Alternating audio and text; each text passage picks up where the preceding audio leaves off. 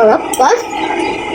Ayan, at craving satisfied nga ang bata sa kanyang request na chow fan with madaming gulay. Kahapon pa nga niya ako kinukulit na magluto nito, kaya napagbigyan siya today. Basta may gulay at lalong gustong gusto niya, abay go na go tayo dyan. Thank you po, nanay, sa niluto mong chow pan. Ang sarap po. Tikman natin.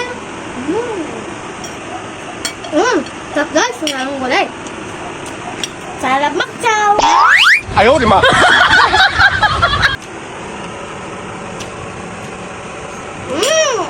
Sarap mag-chow.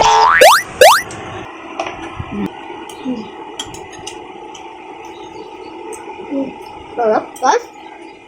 Gusto ko talaga to kasi nagustuhan ko ka lang nilutoan ako. Sarap.